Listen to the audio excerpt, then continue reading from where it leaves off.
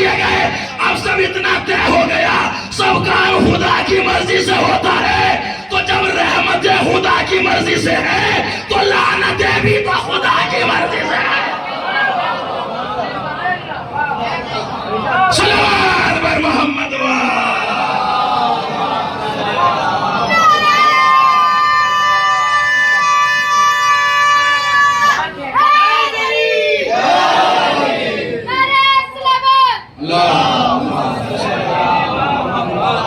ساجد بھائی آگے بچے ایک سلوات اور بھیجیے محمد وآل محمد. جب سارے کام خدا کی مرضی سے ہو رہے ہیں تو پھر کسی کو کچھ کہہ دینا کسی بھی شکل میں اور کسی بھی مذہب سے وہ سب خدا کی مرضی سے ہو رہے ہیں. اور جب خدا کی مرضی سے ہو رہا ہے تو عزیزان محترم پھر جزا اور سزا کا کنسپٹ پیدا نہیں ہو سکتا.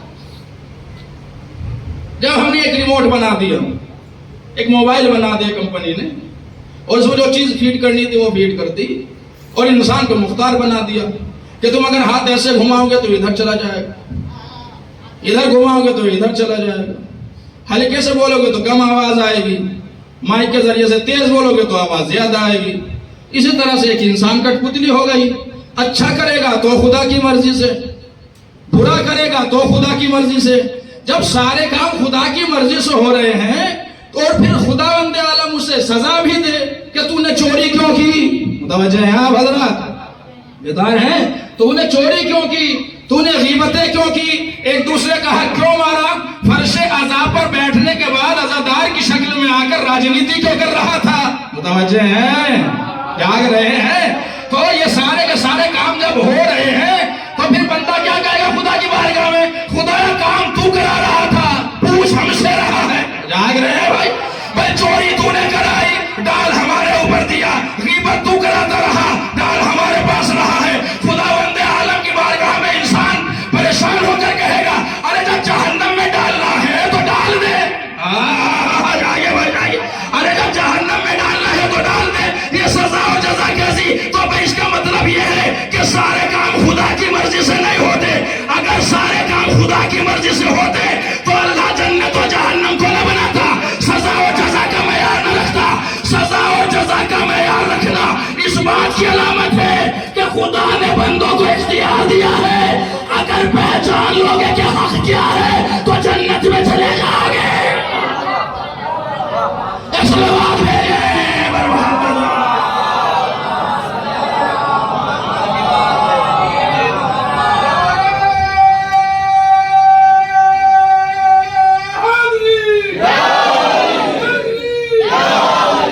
متوجہ ہے جناب محترم؟ تو کوئی بھی بندہ مجبور محض نہیں ہے اور اس کی مثال آپ کے پہلے امام نے دی بھی ہے. جب کسی نے پوچھا تھا مولا بتائیے انسان کتنا مجبور ہے اور کتنا آزاد ہے تو آپ کے امام نے فرمایا کہ اپنا ایک پیر اٹھاؤ. اس بندے نے اپنا ایک پیر اٹھا لی. اب کہا دوسرا بھی اٹھا دو. کہ مولا بس 50% تک تو بات بن سکتی ہے اگر 51% بنانے کی بات کہی تو میں نیچے گر جاؤں. مطلب یہ ہے اگر تم مختار کل بننا چاہو گے تو پست ہو جاؤ گے. بلندی پر نہیں جا سکتے ہو. بلندی پر جاؤ گے تو بالکل راہ اعتدال کی منزل پر چلنا پڑے گا. اللہ نے آپ کو مختار بھی بنایا ہے اور آپ کو مجبور بھی بنایا ہے. 50% کام مجبور اور 50% آپ کو مختار بنایا ہے. آپ سورج سے روشنی لے سکتے ہیں اسے ڈبو نہیں سکتے ہیں. متوجہ ہیں آپ حضرات؟ آپ سورج سے فائدہ اٹھا سکتے ہیں سورج کو نکال نہیں سکتے ہیں. اس کی دلیل یہ ہے اگر ایسا ہوتا تو نمرود نے کر دیا ہوتا. وہ تو خدا بن رہا تھا.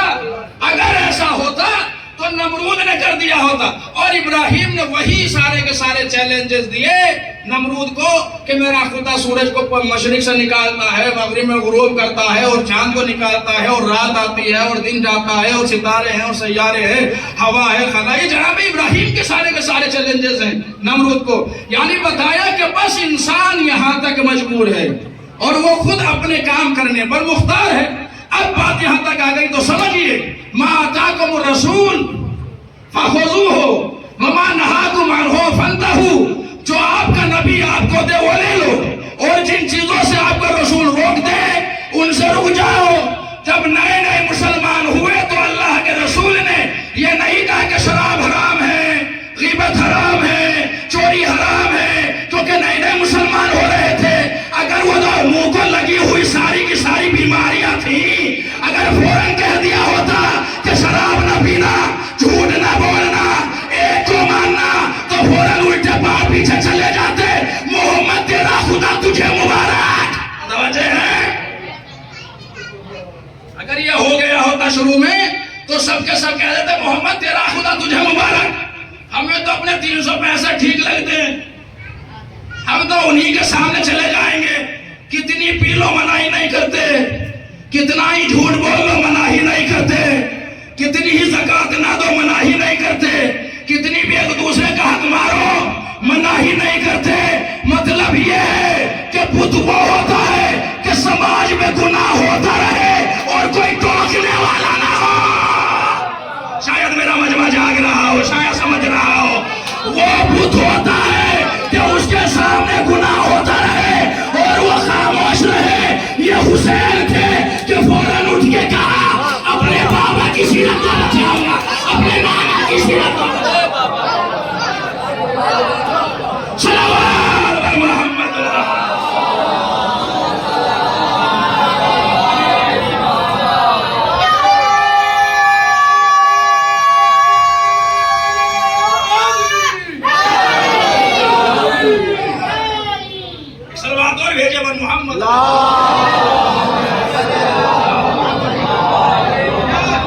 وہ تھے کہ شراب پی رہے ہیں تو پی رہے ہیں، چوری کر رہے ہیں تو کر رہے ہیں، نہ انہیں کچھ ٹوکنا، نہ بولنا، نہ یہ کہنا میاں تھوڑی سی اور لے لو، کم کر لو، زیادہ ہو گئی، کچھ نہیں کہنا، جو کرنا ہو مرضی سے کرو۔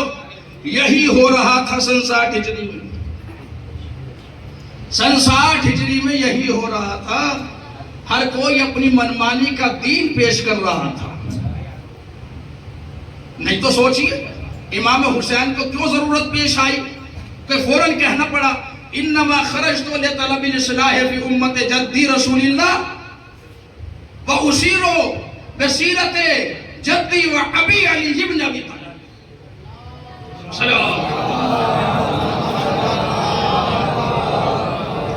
حسین کو کیوں کہنا پڑا ببلو بھائی؟ اگر سماج ٹھیک ہوتا تو حسین کو یہ جملہ کہنا نہ پڑتا کہ میں اس لیے نکل رہا ہوں تاکہ اپنے نانا کی امت کی اصلاح کر سکوں۔ اب مجمع نہ جانے کیسے استعمال کرے گا جملے کا۔ حسین نے تو یہ جیت کا اعلان پہلے دن ہی کر دیا تھا۔ آ جائیے بھائی، آ جائیے۔ حسین نے جیت کا اعلان پہلے ہی دن کر دیا تھا۔ میرے نکلنے کا مقصد نبی کی سیرت کو بچانا ہے۔ یزید کا مقصد کیا ہے؟ میرا مقصد تو یہ ہے، میں اس لیے نکل رہا ہوں انما خرجت لطلب الاصلاح فی امت جد رسول اللہ، اپنے نانا کی امت کی اصلاح کے لیے نکل رہا ہوں۔ اريد ان امر بالمعروف وانہی عن المنکر، نہی عن المنکر کو قائم رکھنے کے لیے، امر بالمعروف کو زندہ کرنے کے لیے، واسیر بسیرت جدی، اپنے نانا کی سیرت کو زندہ رکھنے کے لیے، وابی، اپنے بابا کی سیرت کو زندہ رکھنے کے لیے۔ حسین کا یہ جملہ چوری رات میں نہیں کہلایا گیا، حسین نے رات میں نہیں کہا تھا، بلکہ جب جا رہے تھے اعلان کر کے کہا تھا کہ اس لیے جا رہا ہوں تاکہ رسول کی سیرت کو بچاؤ، اپنے بابا کی سیرت کو بچاؤ۔ اگر ان کی سیرت بھی ان کے جیسی ہوتی، ارے جاگ جائے مجمع میرا، جاگ جائے، اگر اوروں کی سیرت بھی ان کے جیسی ہوتی، حسین اعلان کرتے جیسے ان کی بچا رہا ہو ایسے ان کی بچا رہا۔ صلوات علی محمد۔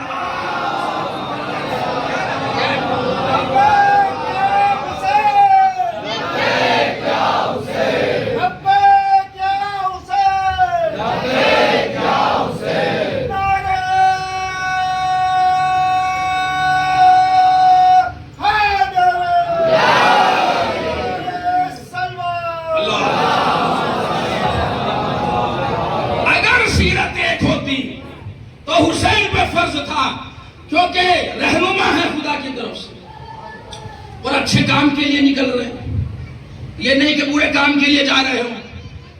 اعلان بالکل صاف ہے، امر بالمعروف کے لیے جا رہا ہوں، نہی عن المنکر کے لیے جا رہا ہوں.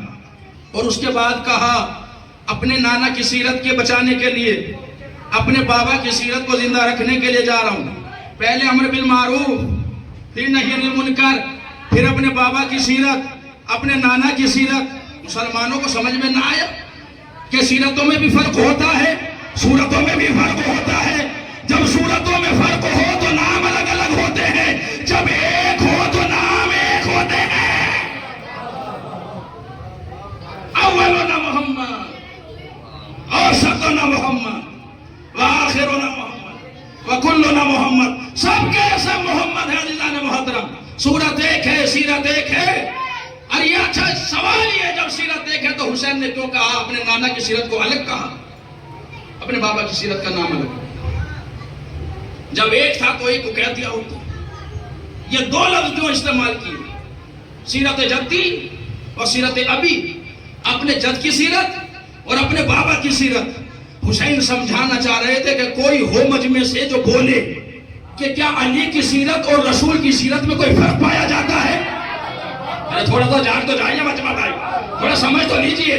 جب حسین اعلان کر رہے تھے تو یہ شاید سمجھا رہے تھے کہ جب میں اعلان کروں تو کوئی تو بولے کہ اے فرزند رسول، اے حسین، ہم تمہارے جد کی سیرت کو تو سمجھتے ہیں کہ نانا کی سیرت ہے. نماز آئی پہنچا دی، روزہ آیا پہنچا دیا، حج آیا پہنچا دیا، خیرات کے ارکان بتا دیے، خمس و زکوٰۃ کے قوانین بتا دیے، ایک دوسرے کے حقوق بتا دیے. یہ علی کی سیرت کیا ہے کہ جو تم ہم پہ بتا رہے ہو کہ نانا کی سیرت بھی بچا رہا ہوں، بابا کی سیرت بھی بچا رہا ہوں. کسی کا نہ بولنا اس بات کی علامت ہے.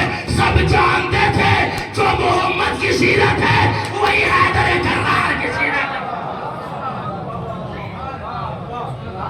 سب جانتے تھے جو مصطفیٰ کی سیرت ہے وہی مرتضیٰ کی سیرت. اسی لیے کسی نے کچھ نہ کہا. اب سمجھ لیجئے، ما آتاکم الرسول فخذوہ وما نہاکم عنہ فانتہوا. آپ کا رسول جو آپ کو دے وہ لے لو، جن چیزوں سے روکے رک جاؤ. بات یہاں سے عزیزان محترم ڈائیورٹ ہو گئی تھی کہ عصمت ہونا کیوں ضروری ہے. عصمت ہونا اس لیے ضروری ہے کہ اگر عصمت نہ ہو تو لوگ نبی کو نبی نہیں مانتے. آپ خاموشی سے جملہ سن لیتے ہیں. مجھے یہ لگ رہا ہے یا تو آج میں تھکا ہوں زیادہ یا آپ مجھ سے زیادہ تھکے ہوئے ہیں. دیکھیے بالکل خاموش ہے. صلوات بھیجے محمد وآل محمد.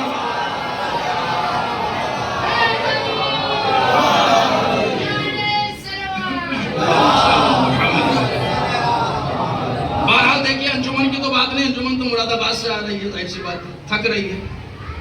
لیکن شکایت تو یہاں والوں کی ہے. بھیا آپ تو دھورا کے پروگرام میں بھی نہیں گئے، یہیں ہو. ایک سلوات بھیجے بابا زبر محمد.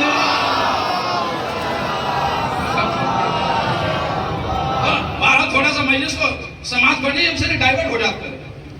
عصمت ضروری کیوں ہے؟ عصمت اس لیے ضروری ہے کہ اگر عصمت کا قائل نہ ہو انسان تو نبی کو خاکی مانتا ہے. اگر عصمت کا قائل نہ ہو تو نبی گناہ کر سکتا ہے، یہ مانتا ہے. اگر عصمت نہ ہو تو یہ مان لیتا ہے کہ جیسے نبی ہم سے گناہ ہو جاتا ہے، ہم سے بھول ہو جاتی ہے، ایسے نبی سے بھی ہو جاتا ہے. اگر عصمت نہ ہو تو انسان یہ سمجھتا ہے کہ نبی نوری نہیں ہے، نبی بشری ہے. تو عصمت کا ضرورت اس لیے ہے تاکہ یہ معلوم ہو جائے کہ اگر عصمت ہے تو پھر اس کا کنیکٹ عصمت والے سے ہے، اور جب اس کا کنیکٹ عصمت والے سے ہے تو اگر یہ غلطی نہیں کرتا تو وہ نہیں کرے گا، وہ نہیں بھولتا تو یہ نہیں بھولے گا. عصمت کا کانٹیکٹ اس لیے ضروری ہے، کنیکٹنگ. اگر عصمت ہوگی تو وہ بھولے گا نہیں. اچھا جب بھول جاتا ہے نبی، مان لیجئے کہ نبی کے پاس عصمت نہیں ہے، اس وقت ہے جب وہ دین کے کام انجام دیتا ہے، مذہب کے احکام بتاتا ہے، تو معصوم ہے. نبی نے کہا کہ نماز پڑھ لو، اتنی رکعت ہے میں پڑھ کے دکھا دوں گا، تو یہ معصوم ہے، یہ گناہ نہیں کرے. اب ایک مسئلہ یہ آیا، ایک انسان آیا کہ بھائی صاحب رسول اللہ خدمت میں، حضور مجھے بتائیے میں کیا کام انجام دوں؟ حضور نے کہا تھا کہ بکری پال لیجیے، میں مثال دے رہا ہوں سپوز کریے، اور بکری اس کی جیسے اس نے لی فوراً مر گئی۔ اب وہ آئے، یا رسول اللہ آپ نے تو بہت اچھا کاروبار مجھے بتایا، ابھی تو 15 بکری 20 بکری خرید کر لایا تھا، بس صبح کو لایا اور شام کو لایا۔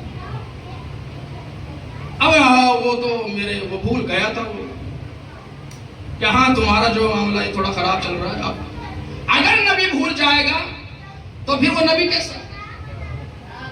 اگر نبی بھول جائے گا، وہ ہدایت دینے کے لیے آیا ہے، ہدایت لینے کے لیے نہیں آیا ہے، وہ امام بن کر آیا ہے، پیشوا بن کر آیا ہے، قائد بن کر آیا ہے۔ اگر وہ بھول جائے گا تو امت کا کیا ہوگا؟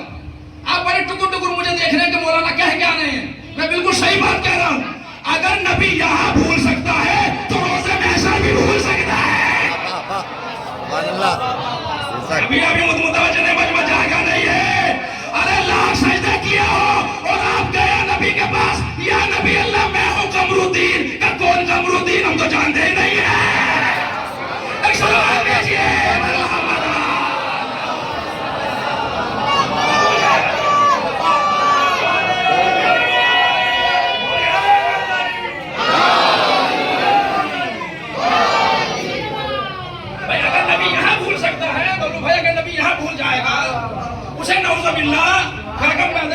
یہاں بھولنے کی بیماری ہے تو بھیا بیماری بڑی خراب ہوتی ہے۔ آج کل ڈاکٹر وائرس کا علاج نہیں حل کر پائے، اور یہ تو ایک عام آدمی کی بیماری ہے، وہ تو نبی کی بیماری ہے۔ یہ ڈاکٹر کہاں سے علاج ڈھونڈ لیں گے بھائی، جن کی سمجھ میں خود نہیں ہے۔ اگر نبی نے کہہ دیا کہ بھائی کون قمرالدین، کہ یا رسول اللہ سجدے کرتا تھا، نمازیں پڑھتا تھا، روزے رکھتا تھا، آپ نے عاشورہ کا روزہ بتایا تھا وہ بھی نہیں چھوڑا میں نے، آپ نے عاشورہ کا روزہ بتایا تھا میں وہ بھی رکھ کر کے آیا ہوں۔ نبی یہ کہیں گے میں تو بھول جاتا ہوں، مجھے رمضان کا یاد نہیں رہتے، عاشورہ کا پھر کیا ہوگا؟ پھر کہاں جائیے گا اگر نبی بھول جائے؟ اور دوسری بات یہ بتاؤں آپ کے سامنے، اگر نبی خاکی ہوگا تو پھر ہم جیسا ہوگا؟ اگر نبی خاکی ہوگا، نوری نہیں ہوگا، کیونکہ خاک کا کنیکٹ ہے زمین سے، تعلق مٹی سے، اور نور کا کنیکٹ ہے نور سے۔ آپ تھوڑا سا متوجہ ہیں بھائی، پانی کا کنیکٹ اگر پانی سے ہو جائے تو وہ خوش ہو جائے گا، مٹی کا کنیکٹ اگر مٹی سے ہو جائے تو خوش، آگ کا کنیکٹ آگ سے ہو جائے تو خوش، نور کا کنیکٹ نور سے ہو تو خوش۔ یہی تو ہے نا بات، یعنی تقویت وہاں ہوگی جہاں ہم جنس ہوگا، اگر ہم جنس نہیں ہوگا تو تقویت ہوگی نہیں۔ اگر نبی ہم جیسا ہے تو جیسے ہم جاہل آتے ہیں نبی بھی جاہل آئے گا، اگر ہم جاہل ہوتے ہیں تو پھر وہ بھی جاہل ہوگا۔ اب ہم جیسے یونیورسٹی علی گڑھ مسلم یونیورسٹی میں پڑھ لکھ کر ڈگری حاصل کر لیتے ہیں، یہ بھائی ڈاکٹر صاحب ہو گئے، یہ انجینئر صاحب ہو گئے، یہ فلاں ہو گئے، یہ فلاں ہو گئے۔ اب نبی کو بھی پڑھنا چاہیے، پڑھنا چاہیے نہیں پڑھنا چاہیے؟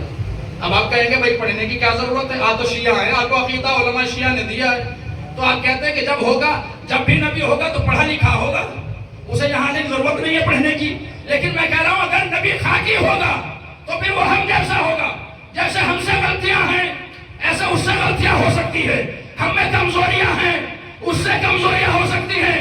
مسئلہ بتانے میں کبھی کبھی ہم پوچھنے جاتے ہیں اپنے رشتہ داروں سے، جاگ رہے ہیں؟ اگر ایسا ہو جائے گا تو بھی نبی پوچھ کے بتائے گا۔ اب عزیزان محترم، ایک انسان اگر ایمرجنسی میں آئے، رسول اللہ سواری باہر کھڑی ہے، دھوپ بہت تیز ہو رہی ہے، پیاسا ہے میرا جانور، اگر زیادہ دیر کر دی تو مر جائے گا، مجھے مسئلہ بتائیے، مجھے جانا ہے، کوئی مسئلہ لے کر۔ حضور کہہ رہے ہیں ابھی رک جاؤ، دیکھو سانس لے لو، پانی پی لو، اور میں ذرا کتاب پڑھ لوں، کسی سے پوچھ لوں۔ سمجھ لیجئے بھائی، تھوڑا سا تو سمجھ لیجئے، خدا حسین کا واسطہ۔ تو وہ کیا کہے گا؟ اچھا نبی ہے، پہلے ٹائم برباد کرتا ہے اور پھر مسئلہ بتاتا ہے۔ اتنے میں اس نے باہر جا کر دیکھا تو اس کی سواری جو زندہ لے کر آیا تھا وہ مردہ ہو چکے، گرمی کو برداشت نہیں کر پائی، تو اس نے کہا مسئلہ پوچھنا آیا تھا، مسئلہ گلے میں پڑ گیا میرے، اب اسے کہاں لے کر گیا؟ اگر ایسا نبی ہوگا جو ہم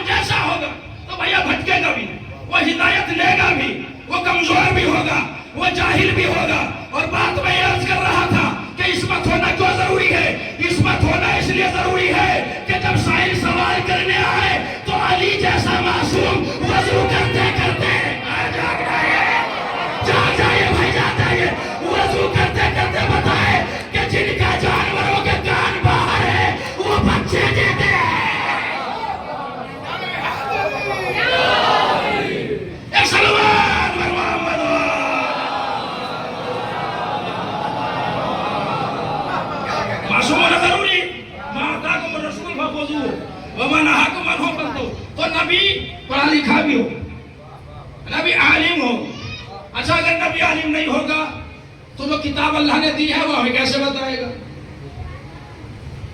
यूनिवर्सिटी में जाइए, बच्चे का एडमिशन स्कूल को छोड़कर जब डिग्री लेवल पर आता है तो सबसे पहले ग्रेजुएशन है, उसमें बच्चे का एडमिशन आपने किसी तरह करा दिया। अब वहां पर किताब दे दी गई कि भाई साहब पढ़िए। क्या पढ़ूं, मैं तो पढ़ना आता नहीं। पढ़ना नहीं आता, इससे पहले वाला सिलेबस पढ़िए। का पढ़ना नहीं आता, इससे पहला वाला पढ़िए। का पढ़ना नहीं आता है। या मिसाल के तौर पर और दूसरी मिसाल दे देता हूँ, कहीं मकतब देखा होगा तंजीम का आपने, खुले हुए होते हैं, यहाँ भी शायद मेरे ख्याल से खुला था। अल्लाह फिर आपको थोड़ा सा मौका देते और इनायत हो जाए कि आप भी फिर दोबारा से शुरू कर ले बच्चों के लिए, जाहिर सी बात है। तो अगर एक मौलाना है, नमाज भी वही पढ़ाएंगे, मकतब भी वही पढ़ाएंगे। अब आपने मौलाना को अपॉइंट कर लिया, मौलाना तशरीफ ले आए, बच्चों का मकतब लग गया। और जब मौलाना तशरीफ ले आए और बच्चे पहुंचे पढ़ने के लिए, तो मौलाना साहब को जो किताब दी गई, उन्होंने कहा खुद ही पढ़ लो, खुद ही लिख लो। तो पढ़ाना वढ़ाना आप कबूल कर लेंगे, मौलाना कबूल कर लेंगे, सैलरी भी देनी है, 10-12 हज़ार का इंतजाम करना है, तो आप क्या कहेंगे? इससे अच्छा तो टाइम बर्बाद करने से अच्छा हमारा बच्चा अपने घर काम करे, काम करेगा, थोड़ा बहुत आमद लेकर के आएगा, घर के अखराजात चलेंगे। और उस मौलवी का फायदा क्या है? खुद पढ़ा लिखा हुआ नहीं, बच्चों को पढ़ाने आ गया। आप जाग रहे हैं, थोड़ा सा बेदार है, खुद पढ़ा लिखा है नहीं, बच्चों को पढ़ाने के लिए आ गया। अल्लाह ने भेजा है किताब देकर। आप सूरह जुमा में तिलावत फरमाते हैं, हुवल्लज़ी बअसा फिल उम्मिय्यीना रसूलन मिनहुम यतलू अलैहिम आयातिही व युज़क्कीहिम व युअल्लिमुहुमुल किताबा वल हिकमा। हमने नबी का मकसद बताया, हमने दुनिया में खाने के लिए नहीं भेजा, किताब भी पढ़ाएगा, हिकमत भी देगा। सुभान अल्लाह। तो किताब और हिकमत की तालीम देने के लिए आया है और वो पढ़ा लिखा है नहीं। अब हुजूर के पास गए, हुजूर बताइए किताब की तालीम क्या है? तो किताब की तालीम हुजूर पे आती नहीं। अरे हुजूर पे है नहीं तो इल्जाम मोहतरम, फिर ये नबी के ऊपर इल्जाम नहीं आएगा, अल्लाह के ऊपर इल्जाम। ऐसे को भेजा जो कुछ जानता ही नहीं था, और कमेटी वाले मुंतजिम की जान खा लेंगे। मौलवी का ऐसे पर रखा कि जो खुद जानकार नहीं है, जो खुद पढ़ना लिखना नहीं जानता है। और अगर अल्लाह न करे ऐसा आ गया कि सुबह की पढ़ा दी 2 हो, उसने 4 पढ़ा दी,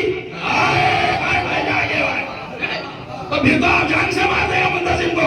कहा हमें दीन में न तो कम चाहिए न ज्यादा चाहिए। इसका मतलब ऐसा टीचर हो जो नमाज को सही से जानता हो, ताकि हमारी नमाज कबूल हो जाए। अरे अल्लाह नबी को हादी बना के भेज रहा है, किताब पढ़ाने के लिए भेज रहा है।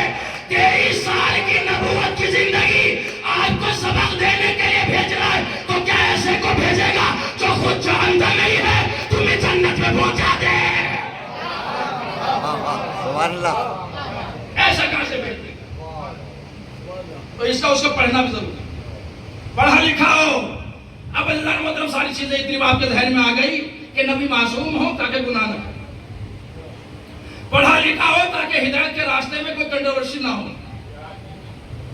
खुद भी हिदायत याफ्ता हो और दूसरों को भी मकाम मकसूद तक पहुंचा। नबी को कोई भूल चूक भी नहीं होनी चाहिए। अगर नबी को भूल चूक हो गई तो फिर भूल चूक होना नमाज में सुन्नत बन जाएगी। मतलब है आप हज़रात, इसलिए नबी को भूल चूक भी नहीं होना चाहिए, दीन के मामले में नहीं, अपनी निजी जिंदगी में भी। अगर भूल चूक में कोई ऐसा काम अंजाम दे दिया जो ना करना चाहिए था, आप तो मौलवी को मार लेते हैं, फिर नबी क्या होगा? जाहिर सी बात है, क्योंकि वो हमारे जैसा होगा। तो ये ऐसा भी नहीं होना चाहिए। तो फिर कैसा होना चाहिए? मासूम हो, पढ़ा लिखा हो, आलिम इल्म लदुन्नी का मालिक हो, कुव्वत जाज़िबा और दाफ़िया हो, सारी कुव्वतें ठीक ठाक हो। वो सूंघ ले तो फौरन महसूस हो जाए कि कौन यहाँ से गुजरा है, देख ले तो मालूम हो जाए कौन गुजरा है। मुतवज्जे हैं, ऐसा होना चाहिए। और ऐसा वो होगा जिसका सिलसिला उसके बाद दुनिया में छोड़ के गया हो। मुतवज्जे हैं, शायद जाग रहे हो। तो उसने जब छोड़ा तो वाकया याद आ गया कि जब फातिमा की चादर में गए तो कहा मुझे नाना की खुशबू आ रही है,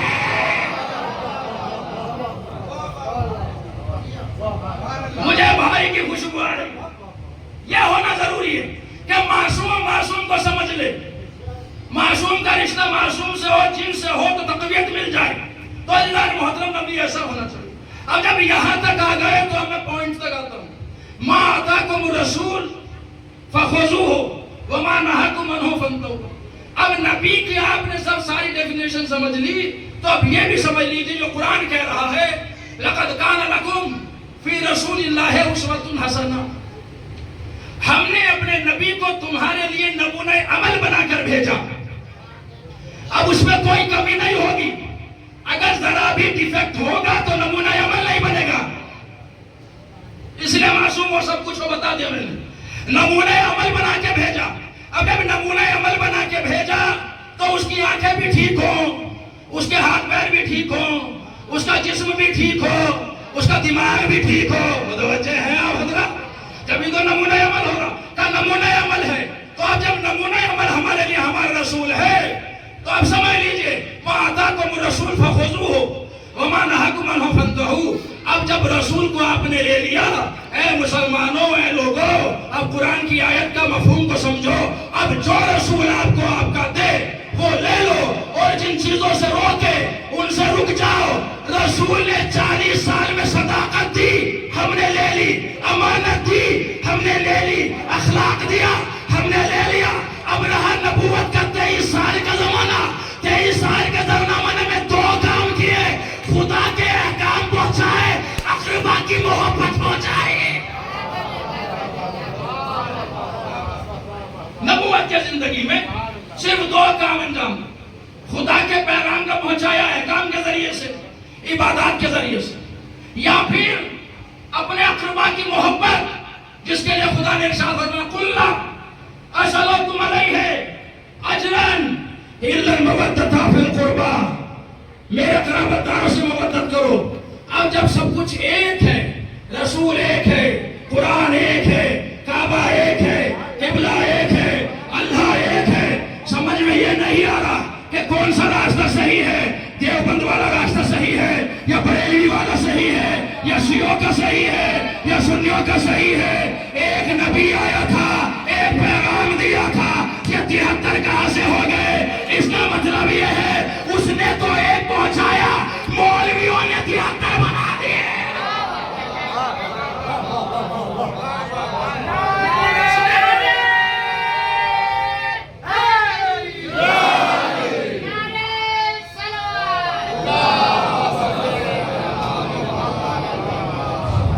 اس نے تو ایک بات کہی تھی، یہ مولویوں نے 73 بنا.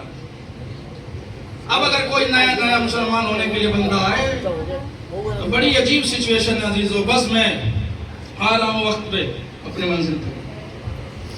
اگر کوئی نیا انسان آئے اور وہ آنے کے بعد کہے عظیم بھائی مجھے مسلمان ہونا ہے، امتی رسول بننا ہے، آپ کہیں گے آئیے آئیے تشریف لائیں، ویلکم.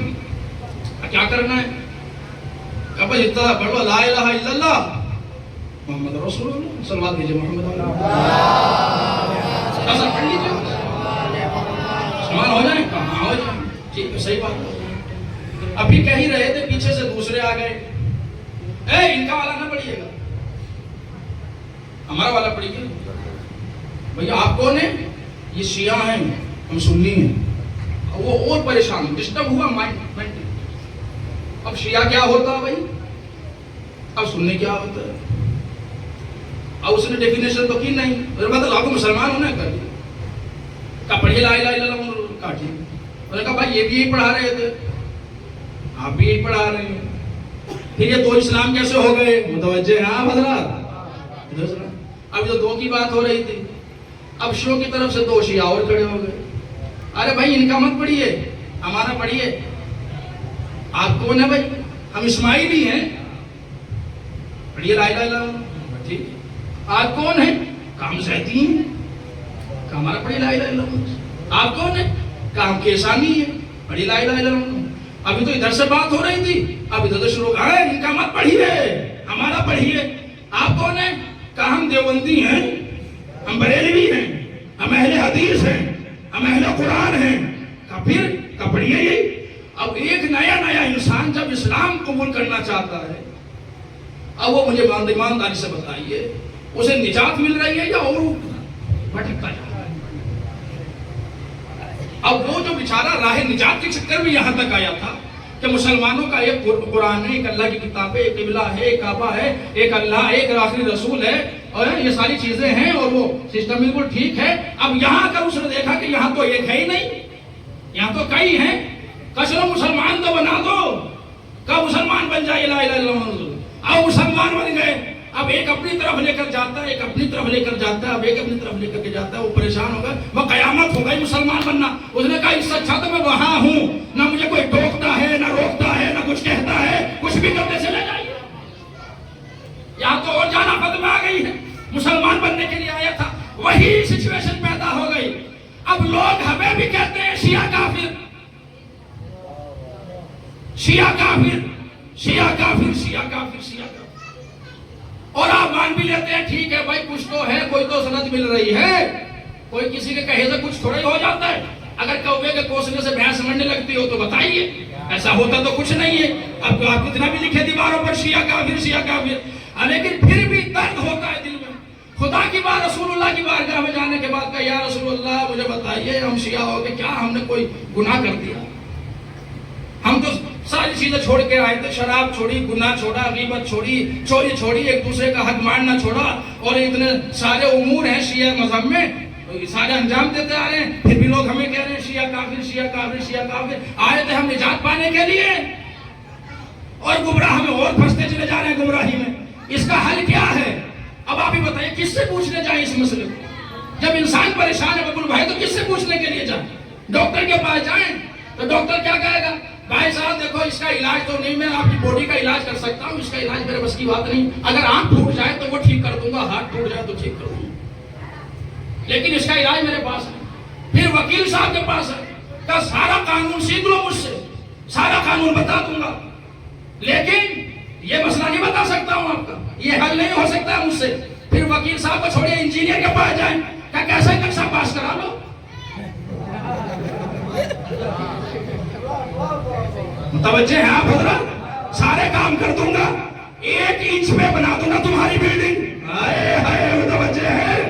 سارے نقشے پاس ہو جائیں گے. ٹھیک ہے، کہا پھر کس کے پاس؟ کہا یہ نہیں کام کر سکتا، پولیس پرشاسن کے پاس جائیں. کہا نہیں، ہم تو صرف آدمی کی باڈی ٹھیک کرتے ہیں. جاگ رہے ہیں آپ حضرات تاکہ وہ غلط راستے پر نہ جائے، اس کی باڈی سیف رہے. ہمارا یہ کام ہے. پھر کس کے پاس جائیں؟ آپ کہیں گے مولانا کے پاس. تو بگڑا تو وہیں سے ہے سارا معاملہ. جاگے تھوڑا سا بھائی،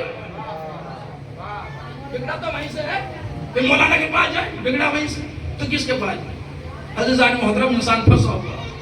بس میں ختم کر رہا ہوں جلدی جلدی، متوجہ ہیں بہت اچھا سن رہے ہیں. انسان پھنسا ہوا ہے کہ جائے تو کس طرف جائیں، کہاں جائیں؟ آپ کہیں نہیں جائیں، وہاں جائیں جو خدا نے رہبر بنا کے بھیجا ہے. اس دروازے پر جائیں جہاں سے ہدایتیں ملتی ہیں. اس بارگاہ میں جائیں جہاں انسان نا امید تو جاتا ہے مگر بے امید نہیں آتا. سبحان اللہ. اس دروازے پر آپ جائیں رسول کی بارگاہ میں. یا رسول اللہ آپ جب دنیا میں آئے تو کیا لے کر آئے تھے؟ کہ بس ایک پیغام، قولوا لا الہ الا اللہ تفلحوا، لا الہ الا اللہ پڑھو نجات پا جاؤ گے. کہا جب جا رہے تھے تو کیا چھوڑا؟ کہ 2 چیزیں چھوڑ کر گیا تھا. ایک قرآن چھوڑ کر گیا تھا، ایک اہل بیت چھوڑ کر گیا تھا. تھوڑا سا جان گئے، میں پہلے استعمال کر رہا ہوں. اب یہ جو اختلاف ہو رہا ہے اس کی وجہ اتنی ہے، یا تو قرآن چھوڑ دیا یا حیدر کرار چھوڑ دیا. سبحان اللہ. رسول 2 چیزیں دے کر کے گئے تھے. آپ کو تنہا نہیں چھوڑا نبی نے. انی تارکم فیکم الثقلین، میں تم میں 2 چیزیں چھوڑ کر جا رہا ہوں. عزیزو، ما ان تمسکتم بہما لن تضلوا بعدی، اگر تم نے ان دونوں کو تھامے رکھا، ان دونوں سے متمسک رہے تو تم میرے بعد گمراہ نہیں ہو سکتے. نبی نے جب یہ کہا تو انسان کو سوچنا چاہیے تھا کہ گمراہ نہیں ہو سکتے یعنی ہو سکتا ہے کہ ہوں. یہ سوچنا چاہیے تھا. اسی لیے رسول نے کہا کہ دونوں کو تھامے رہنا. وَلَن يَفْتَرِقَا حَتَّى يَرِدَ عَلَيَّ الْحَوْضُ، اور یہ دونوں مجھے حوض کوثر پر بھی ساتھ ساتھ ملیں۔ قرآن اہل بیت سے الگ نہیں ہوگا اور اہل بیت قرآن سے الگ نہیں ہوں گے۔ یہ نبی کی سیرت ہے، نبی اپنی سیرت ہم تک پہنچا رہے ہیں، اور حسین اسی سیرت کو نوک نیزہ کی بلندی پر پہنچا رہے ہیں۔ نبی نے کہا کہ الگ الگ نہیں ہوں گے، حسین نے کہا کہ جو نانا نے وعدہ کیا اس کا نبھانا بہت ضروری ہے۔ عزیزوں، رونے کے لیے صرف انسان کا تصور کا، میں بہرحال جملے کہا کرتا ہوں اور میں یہ درخواست کروں گا کہ کم سے کم لائٹ کا استعمال کیا جائے، لائٹ کا استعمال کم سے کم ہو۔ رونے کے لیے عزیزان محترم صرف ایک جملہ کافی، اور یہ سوچ لینا کافی ہے کہ جس زینب نے اپنے جوان بیٹے اکبر کا غم دیکھا،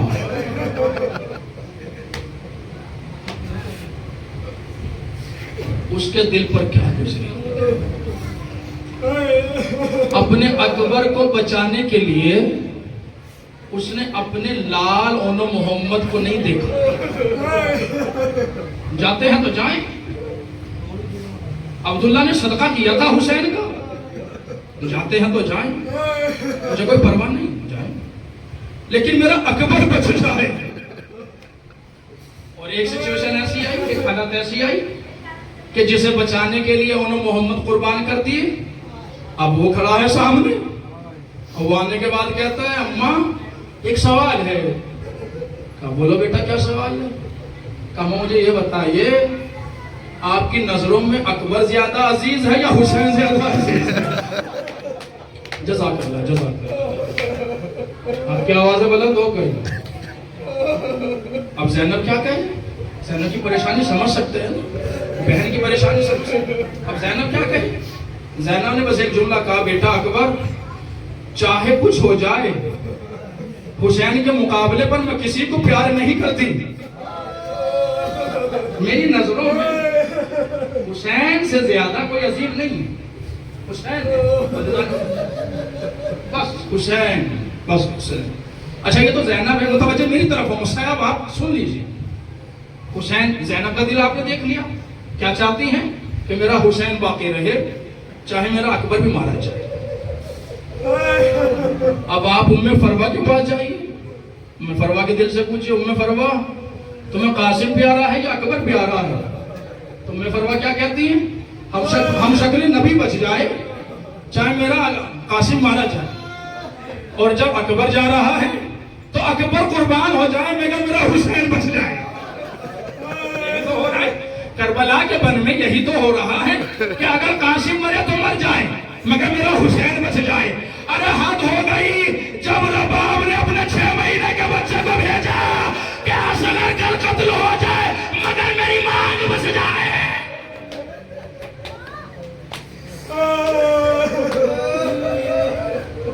اصغر مر جائے، اصغر قتل ہو جائے مگر میرا والی و والی زندہ ہو جائے۔ ہر بی بی کی تمنا تھی کہ میرا سب کچھ لٹ جائے مگر فاطمہ کا لال بچ جائے، مگر فاطمہ کا لال بچ جائے۔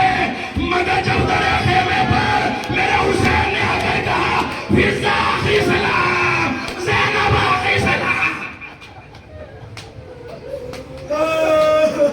اب کیا کرے بی بی؟ اب بیویوں کو کون ڈھارس دے؟ اب بیویوں کو کون سمجھائے؟ عزیزوں میں شہادت امام حسین نہیں پڑھوں گا، اس لیے کہ جب مجلس ہوتی ہے نا تو مصائب میں سید سجاد آتے ہیں، لیکن آج سید سجاد نہیں ہے۔ آج تو حسین کو پرسہ دینا ہے، آج سجاد تابوت میں لیٹے ہوئے ہیں۔ آج چاند راہ سے لے کر اب تک پرسہ دیتے ہیں۔ میں بس بات آ گئی تو بیان کرتا چلوں، میں تسلی بھی دے دوں، بہرحال وہ بھی کم ہے۔ آپ نے اس گھر سے ایک بزرگ کا لاشا بھی دیکھا ہے، اس گھر سے ایک جوان کا لاشا بھی دیکھا ہے، اور اس حالت کو بھی آپ جانتے ہیں کہ کیا حالت ہو رہی تھی. میں تو تسلی یہ کہہ کر دوں گا، ارے صبر کرو، حسین سے زیادہ غریب نہیں ہو، سید سجاد سے زیادہ غریب نہیں ہو. ارے اس حسین سے پوچھو، ارے جب اکبر جا رہا تھا تو آنکھوں کی بینائی چلی گئی، اور جب بھائی گیا تو کمر ٹوٹ کے رہ گئی. بھائی یہ شور کم کیجئے، مسائل کو سمجھ رہے ہیں زدر؟ آج سید سجاد نہیں ہے، آج سید سجاد تابوت میں آرام کر. مگر عزیزو سن لو، آپ چاندرا سے لے کر بہت رو چکے ہیں، مجھے معلوم ہے آپ تھک گئے ہیں، مجھے معلوم ہے آپ پرسہ دیتے دیتے آپ کی آنکھوں سے آنسو خشک ہو گئے ہیں، مگر آپ کا دل ابھی کمزور نہیں پڑا، ابھی آپ کا جذبہ کمزور نہیں ہوا. میں نے کہا تھا نا میں تصور کراؤں گا آپ کو. تصور کیجئے، آپ نے ضرور یہ سنا ہے، پڑھ دینا آسان ہے، سن لینا آسان ہے. ارے اونٹوں پر، ارے بے مقنا چادر عورتیں، ارے بیٹھی ہوئی چلی جا رہی ہے. میں نے جملہ پڑھ دیا، آپ نے سن لیا، شاید میرے جملے کو سمجھو. اونٹوں پر نہیں بیٹھی تھی، اونٹوں کی ننگی پشت پر بیٹھی ہوئی تھی. ارے میری علی کی بیٹی، ارے علی کی بات علی بیٹی سکینہ.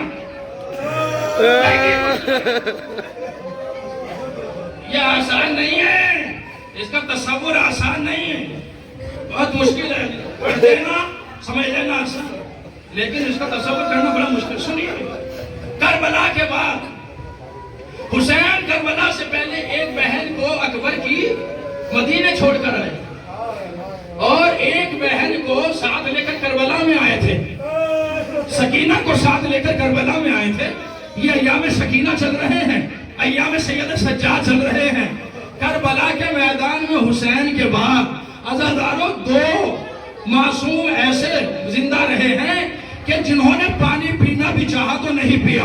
ایک سکینہ نے، ایک سید سجاد نے. سکینہ نے اس لیے نہیں پیا کہ میرا بیمار بھائی پیاسا ہے، سید سجاد نے اس لیے نہیں پیا میری چھوٹی سی بہن سکینہ پیاسی ہے. نہیں، سکینہ کا ایک شعر جو میرزنی سے شاید نقل کیا ہے، نیند آئے گی جب آپ کی بو پاؤں گی بابا، میں رات کو جنگل میں چلی آؤں گی بابا. بابا آپ کے بغیر مجھے نیند ہی نہیں آتی ہے، بابا میں کیسے زندہ رہوں گی، بابا میں کیسے کس طریقے سے سوؤں گی. حسین نے بھی یہ تسلی دی تھی، سکینہ اصغر ہمارے پاس سوئے گا، تم اماں کے پاس ہونا. یہ تو ہو رہا، اور سکینہ انتظار کر رہی ہے کہ کب میرے بابا آئیں گے، کب مجھے سلائیں گے. لو عزیزو، اکبر تو نہیں آئے، حسین تو نہیں آئے، عباس تو نہیں آئے. 11 محرم کو اسیر ہو کر قافلہ چلا. سکینہ کبھی سید سجاد کو دیکھتی ہے اور سید سجاد کبھی سکینہ کو دیکھتے ہیں. آپ شاید مصائب سن نہیں رہے ہیں، نہیں تو انسان محترم آپ ماتم کرتے ہوئے بے ہوش ہو جاتے. آپ نے شاید یہ روایت نہیں سنی ہے کہ میرے امام کے راستے میں کانٹوں کو بچھایا گیا، کانٹوں پر چلایا گیا. جب راستے میں سکینہ کو پانی ملا نا تو سکینہ نے پیا نہیں، بیمار امام کی ارے بیڑیوں پر ڈالا شروع کیا. سید سجاد طرف گئے، اے سکینہ، ارے کیا منظر ہے، کیا میرے بھائیا، ارے دھوپ تیز ہے، یہ لوہے کی ہتھکڑیاں.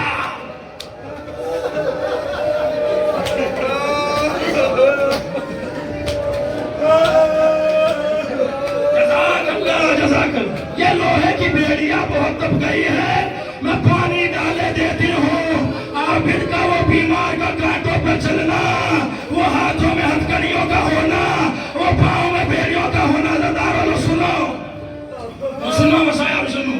ایک مرتبہ شہاب الدین زہری امام کی خدمت میں، چوتھے امام کی خدمت میں شہاب الدین زہری آنے کے بعد ایک مرتبہ کہا، مولا میری بیٹی کی شادی ہے، تشریف لے آئیے. تو امام نے پتا کیا جملہ کہا؟ امام نے کہا، شہاب الدین، کربلا کے بعد ہم نے ہر خوشی کو چھوڑ دیا ہے. کربلا کے بعد ہم نے ہر خوشی کو چھوڑ دیا ہے، ہم کسی تقریب میں شامل نہیں ہوتے. شہاب الدین واپس چلے گئے، پھر دوبارہ آئے، مولا تشریف لائے. کہا میں نے حسین کا فرش بچھایا ہے.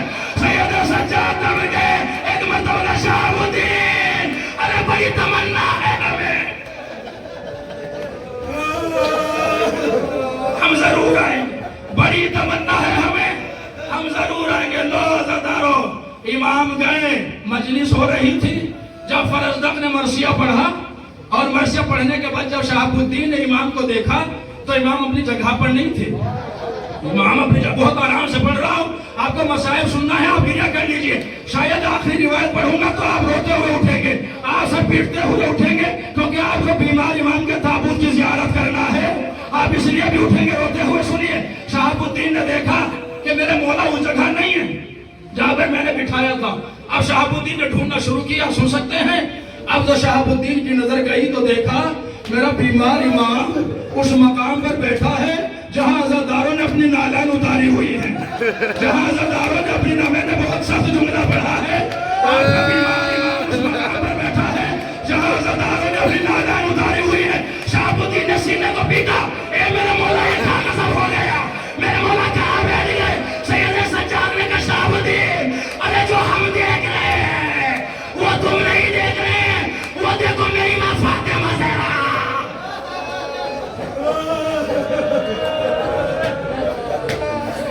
وہ میرے جگائے ہوئے ہیں, وہ میری اماں آئی ہوئی ہے. شہاب الدین ہم نہیں بیٹھ سکتے. یہی وجہ تھی امام 24 گھنٹہ حسین کی مٹی کو ساتھ رکھتے تھے. خواجہ شفا کو اپنے ساتھ ہر وقت رکھتے تھے امام. اور جب مدینے کے بازار سے گزرتے, بس ختم کر رہا ہوں, جب امام مدینے کے بازار سے گزرتے تھے اور جب قصاب دیکھتا تھا کہ امام تشریف لا رہے ہیں تو تاریخ اور مقتل لکھتا ہے کہ گوشت پر پردہ نہیں ڈالا جاتا تھا. کچھ لوگ تو دکانیں بند کر دیتے تھے, دکانیں بند کر دیتے تھے. جب پوچھا کہ کیوں, ایک مرتبہ تو دیکھ نہیں رہا ہے کربلا کا عزادار آ رہا ہے, تو دیکھ نہیں رہا ہے حسین کا عزادار آ رہا ہے. جب پوچھا کہ کیوں, ایک مرتبہ کا تو نہیں جانتا, ارے جب گوشت دیکھتے ہیں تو حسین کا پامال جسم نظر آتا ہے.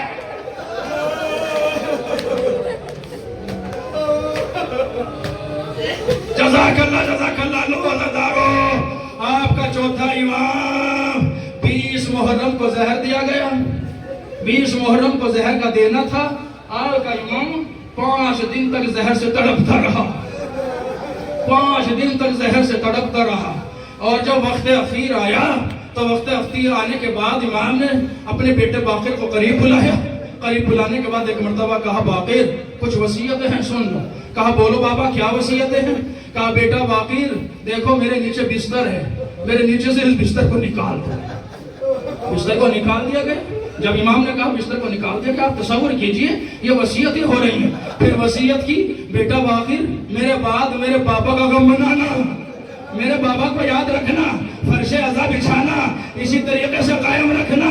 ارے خوش نصیب ہیں آپ سید سجاد کی آرزو پر عمل کر رہے ہیں, آپ سید سجاد کی تمنا پر قائم ہیں. میرا امام چاہتا ہے کہ فرش حسین بچھایا جائے. سید سجاد سے باقی نے کہا مولا اے میرے بابا, ارے یہ بستر کو نکلوا دیا. کہا بستر ہی نہ نکالو, ارے کچھ ریت لے آؤ میرے جسم کے نیچے, کچھ ریت میرے جسم کے نیچے پھیلا. ریت کو پھیلا دیا گیا. سید سجاد نے کربلا کو یاد کیا, بابا کے لاشے کو یاد کیا, بابا کا لاشا اور منظر سامنے. بس آخری روایت اور مجلس تمام ہو رہی ہے. بس سید سجاد سے یہ وصیتیں کرتے جاتے ہیں.